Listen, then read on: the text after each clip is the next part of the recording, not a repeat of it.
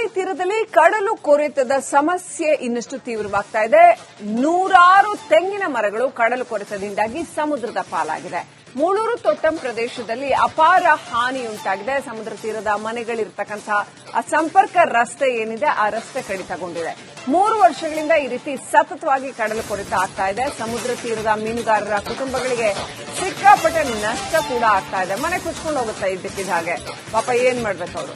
ಶಾಶ್ವತ ತಡೆಗೋಡೆ ನಿರ್ಮಾಣ ಮಾಡಿಕೊಡಿ ಅಂತ ಈ ಕುಟುಂಬಗಳು ಆಗ್ರಹಿಸ್ತಾ ಇದ್ದಾವೆ.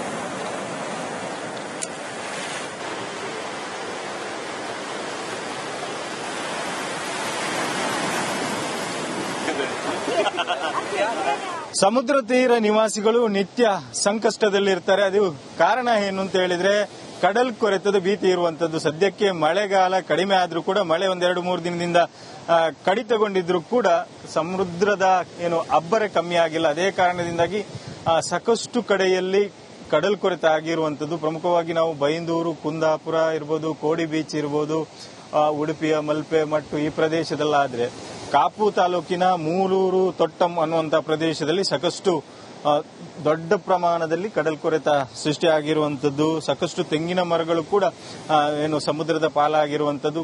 ಕಳೆದ ಬಾರಿಯೂ ಕೂಡ ಈ ಭಾಗದಲ್ಲಿ ಸಾಕಷ್ಟು ಕಡಲ್ ಕೊರೆತ ಆಗಿತ್ತು. ಕಲ್ಲು ಹಾಕುವಂತ ತಡೆಗೋಡೆ ನಿರ್ಮಾಣಕ್ಕೆ ಕಲ್ಲು ಹಾಕುವಂತ ಪ್ರಕ್ರಿಯೆ ಕೂಡ ನಡೆದಿತ್ತು.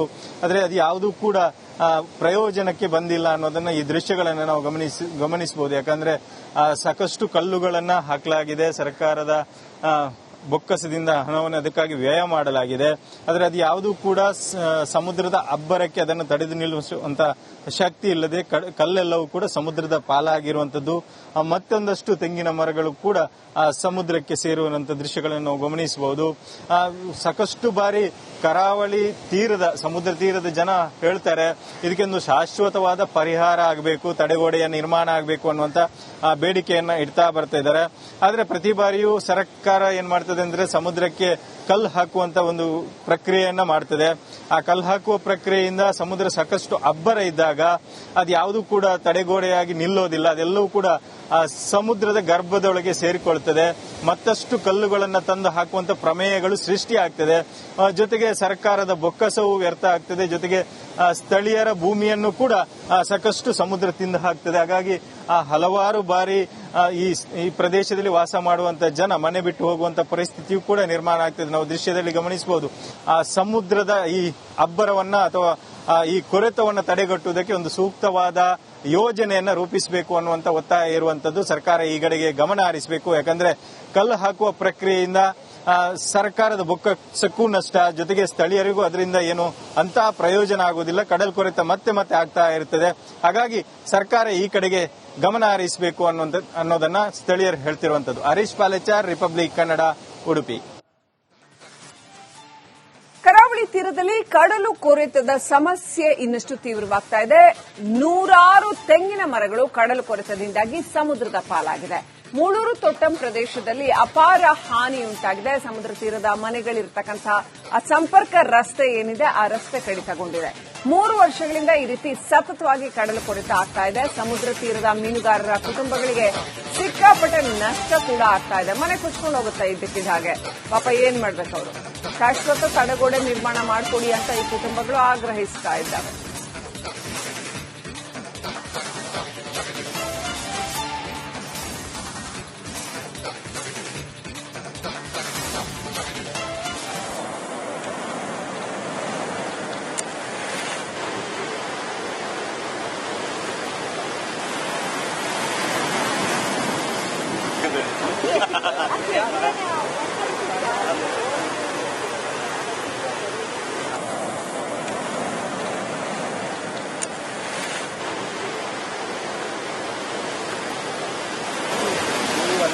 ಪಬ್ಲಿಕ್ ಅಲ್ಲಿ ಎಲ್ಲ.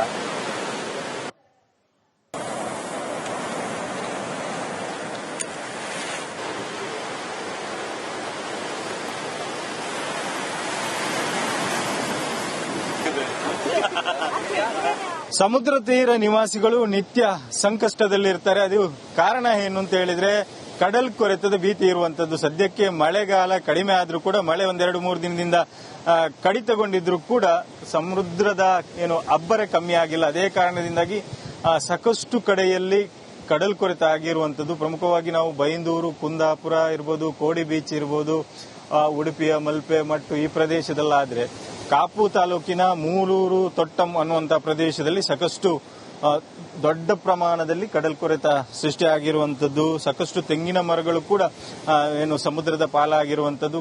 ಕಳೆದ ಬಾರಿಯೂ ಕೂಡ ಈ ಭಾಗದಲ್ಲಿ ಸಾಕಷ್ಟು ಕಡಲ್ ಕೊರೆತ ಆಗಿತ್ತು. ಕಲ್ಲು ಹಾಕುವಂತ ಏನು ತಡೆಗೋಡೆ ನಿರ್ಮಾಣಕ್ಕೆ ಕಲ್ಲು ಹಾಕುವಂತ ಪ್ರಕ್ರಿಯೆ ಕೂಡ ನಡೆದಿತ್ತು.